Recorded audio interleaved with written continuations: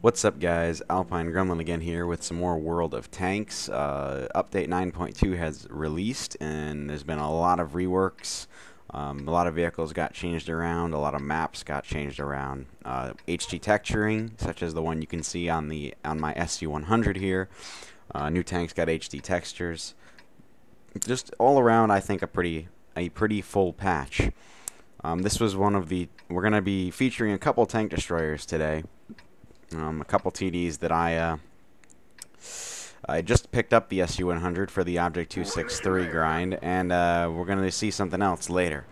So, SU-100 is a Tier 6 Soviet tank destroyer. I've only played a couple dozen battles in it, but I can already tell you that the SU-100 is much better when equipped with the 100mm gun, because it has a substantial amount of DPM, for basically the same amount of penetration and a little less alpha damage. So we're on Westfield, starting from the northern side of the map. I decided I'm going to take up a position in around D6 in order to provide cover for the southern medium tanks. You can see them moving up there on our left. The SU-100 is a pretty stealthy tank destroyer for what it is. It's one of those TDs that is better in a longer distance supporting role. It's not really much of a brawler. It does have similar effective armor thickness to a Tiger 1, but that is not saying much. 100mm at Tier 6 and 7 really isn't going to do a whole lot for you. However, you can angle it and make it more effective if you do end up getting into close combat. The gun mantle is also very, very bouncy. Here's our first kill. KV1, only 3 damage done, but his gun is out of the fight, so I guess I'll take it.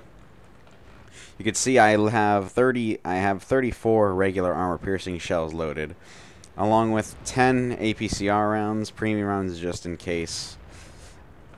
But I don't actually use them in this game.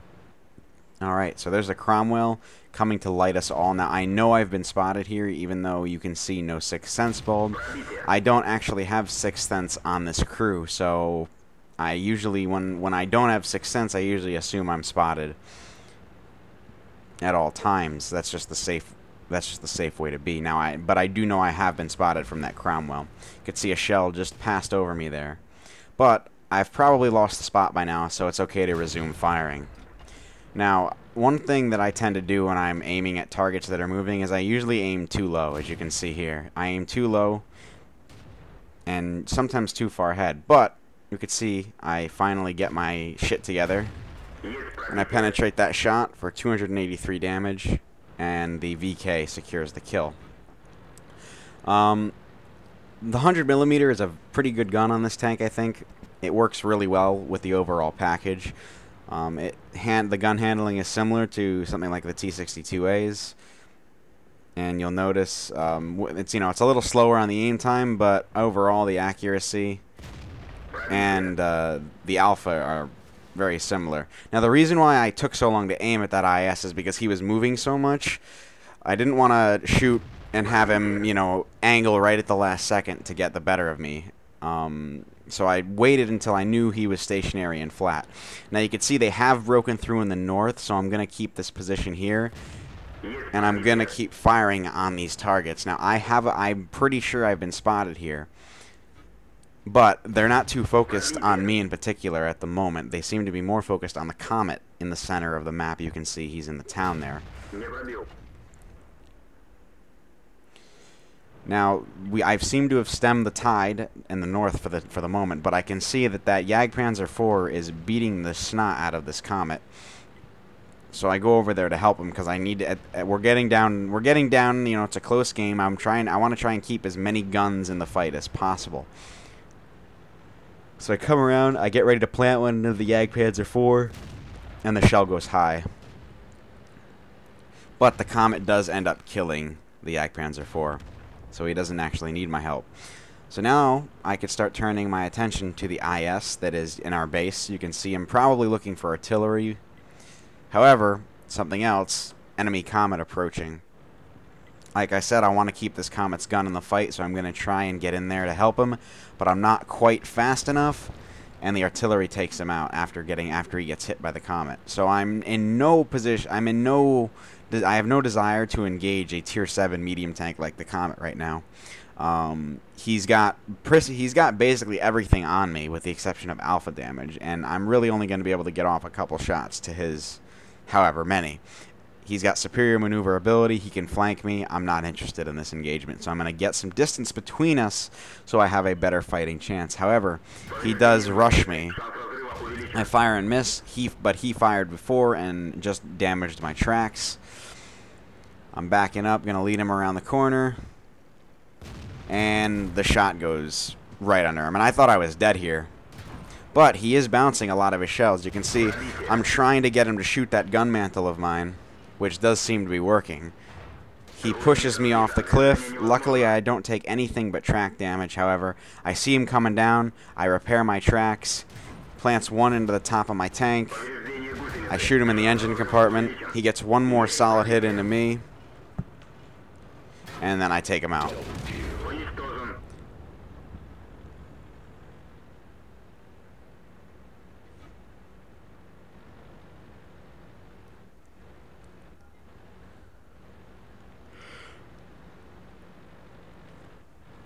Now because this is where things start to slow down a little bit, so I'm going to talk some more about some other stuff.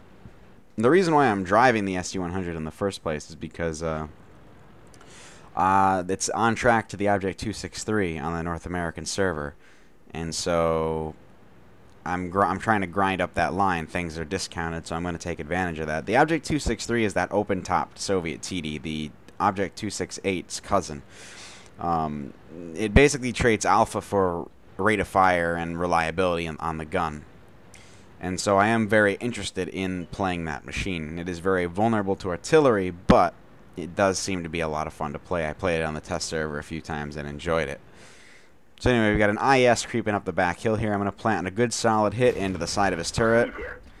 There we go. He is now one shot, so I'm going to move up to get a better shot on his position because I can't actually hit him from where I am right now.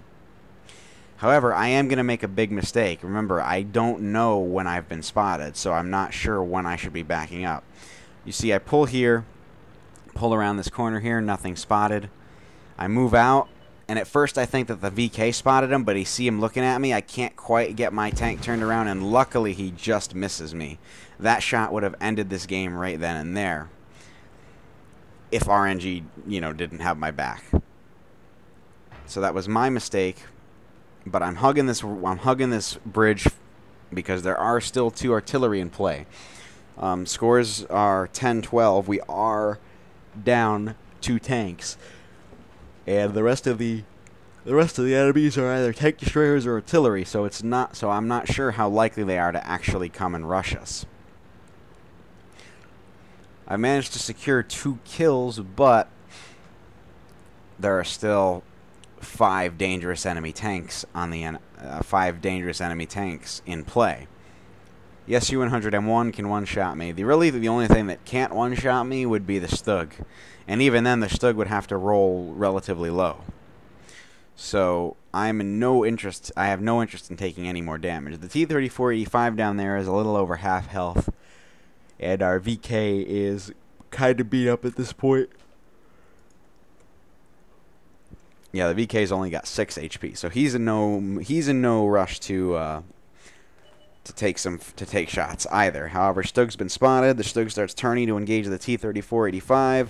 I fire, low him, roll low on him, but I set him on fire, so that took out the remaining 1 HP. So now I've pulled the scores back. We're now only down 1 tank.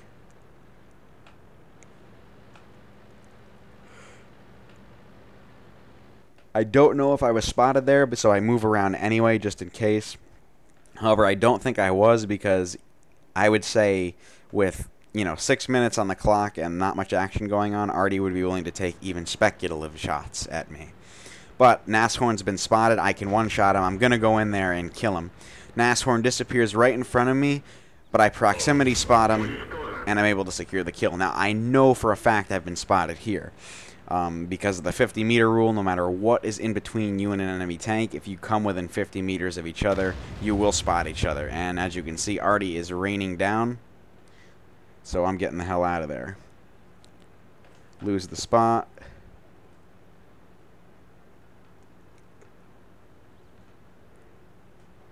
So basically, I'm just going to go ahead and speed up here because there really isn't much action.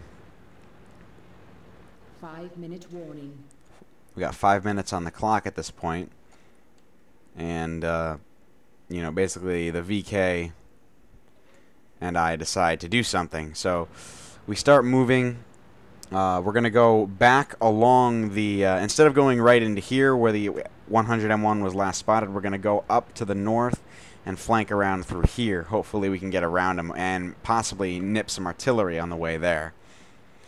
But we're not sure, because neither artillery have been spotted. 3 minutes left.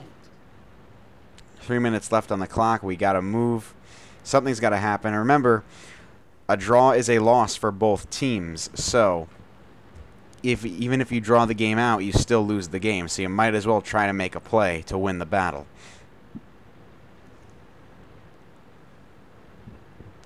So we're moving. We're driving. We crest this hill. Nothing here. We're thinking at this point where we might just be able to waltz right in and kill their artillery. Right out from under the SU-100. And the SU-100 is spotted. He misses. The VK gets around him. I plant a shot into his rear. Unfortunately, he gets caught out. The VK puts one into his side. He kills the VK. I just track him. I get out of his gun traverse line. I get out of his gun traverse, put one right into his side, and take him out for the kill. However, both artillery have just fired. I've used my repair kit, so I gotta wait for my tracks to come back up. I know both artillery have fired. It's now or never. There's 30 seconds left on the clock. 30 seconds left. I know that a draw is a loss for both teams, so I'm just gonna go for broke, all or nothing. Gonna try and kill these artillery. 18, 17, 15 seconds left. This is really close. Come around. I spot the artillery as I come around this house. I aim. I miss, and he kills me. 2, 1. As time runs out, but that was a defeat. Very close game. You guys thought I might have won that, huh? But that's not the case. You can't win them all. Let's take a look at the after-action report. Alright, so this is the after-action report. This was my ace tanker game for the SU-100, by the way. And that was on a loss. So that tells you something about sometimes just what you need to do, what you have to do to win a game. We did 3,052 damage and got 5 kills. That netted us 1,423 experience on a loss. That's undoubled on a loss. We also got a high caliber medal, which you can't see on this particular battle report because I got it off of Watt replays, but we fired 23 shots. 17 of those were direct hits for 16 penetrations. We received only 5, 4 of them penetrated and 1 of them bounced. And you could see that, we were pretty much, we ended up dying.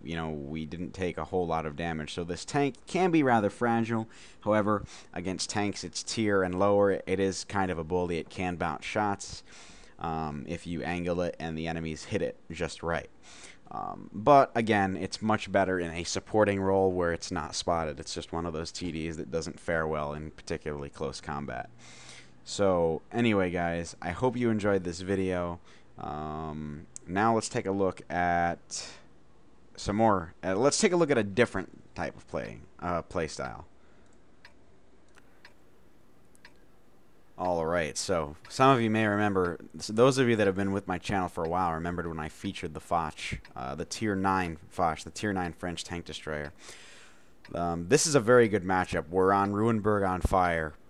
We're one of only 3 Tier 10s Tier 9s in the battle, and we're in a city. The Foch does very well in this kind of environment, even against Tier 10s.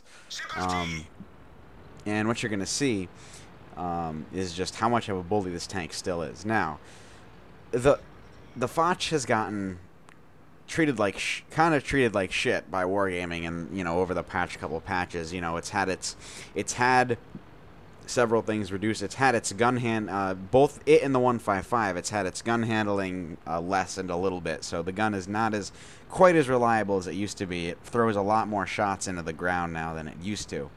However, they've also increased the size of the weak points, the rangefinder bar and the machine gun turret on the top. So it is much more easy to hit. However, you can still beat up on lower tier vehicles. And even vehicles your tier and higher. Because honestly, if they hit that upper front plate of yours, it's 280 millimeters thick. And if they hit anywhere but your weak points, chances are they're going to bounce unless they have a super high penetration guns that only tier 10 TDs have. So anyway, I see these guys haven't really made many plays up in here on the cap. So I'm going to go up there and get some early shots. I'm going to take the fight to them. However, like I said, the shot was thrown a little bit into the ground. Took a hit from the T-54. However, I cut right through his upper front plate with this 120 millimeter gun. The 120 has great DPM. You can see Volker's behind me in his T-32. He's coming to provide some support for me. He saw me take that hit and he got a little worried. But really, that was the only shot that has penetrated me so far. Bounce again. The key to playing the Foch is to really, to really get the most out of the armor, you want to angle it at the last moment. Wait for Volker to get out of the way. Bounce the ass of the KB3, that's new. But as you can see, you'll find that a lot of damage is eaten up by tracks. And just bounce, or it'll just bounce off your superstructure, because it's a very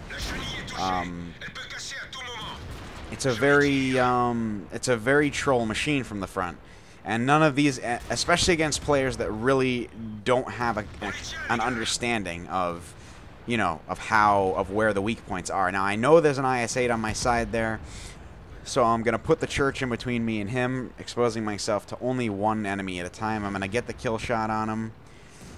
Never mind, the IS-3 got the kill shot on him, my bad. But now I can focus, now that that has been taken care of, we can focus on these guys hiding behind the church. IS-8 bounces off me as I come around the corner. The Foch is pretty good at cornering. See, the T-34 bounced.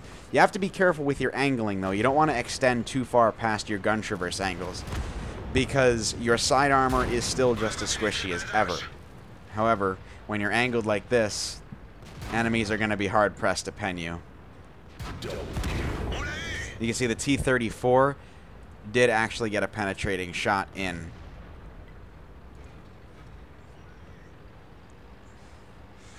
So T-34 is dead. We've only taken 2 casualties so far. We've pretty much won the city. They're holding fast in the field. All they have to do is buy us a little bit more time to work these guys over, and then we'll be in the field to support the rest of our team. This is a much more fast-paced game, as you can see, than the SU-100 replay I just showed you.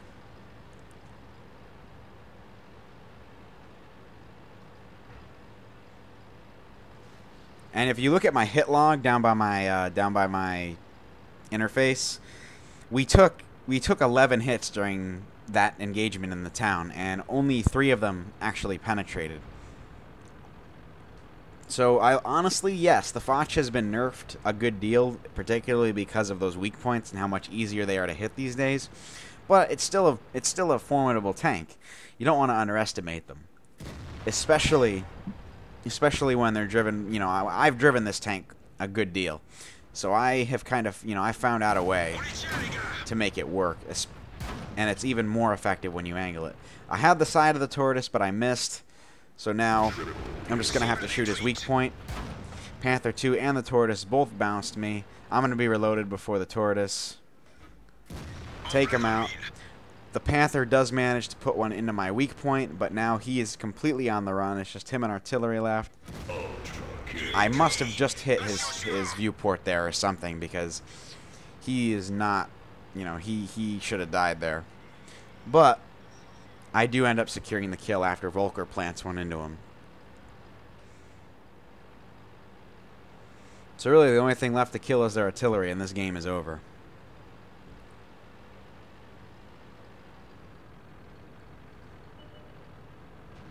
We know where he's going to be. He's going to be in K0.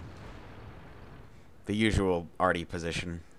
And as expected, there he is. And we take him out. And that's game.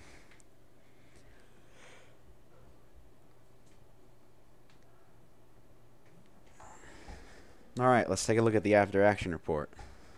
Alright, so here's the after action report. I actually managed to take this from the game. So this was another Ace Tanker game. So you can see, though, the medals. In that game, we ended up doing 4,950 damage for 4 kills with 1,410 undoubled experience. That wasn't my times 2. You can see we ended up getting a high caliber medal and a steel wall. 19 shots fired, 17 direct hits, and 16 of those penetrated. We blocked 3,240 damage with our armor. We bounced a good deal of shells. Received 14 hits, only 5 penetrated, and 9 of them were non-penetrations. And remember, some of those penetrations didn't even do damage. Well, I think one didn't do damage. We only spotted 2 vehicles, but we actually got 1,312 assistance damage from tracking, because we tracked that T-32 in the town. Alright, so that was a completely polar opposite of the gameplay you saw in the SU-100. And I think it's time I put up another video anyway, so here you go, guys. I hope you enjoyed this video. Thanks for watching. More is coming. We'll catch you next time.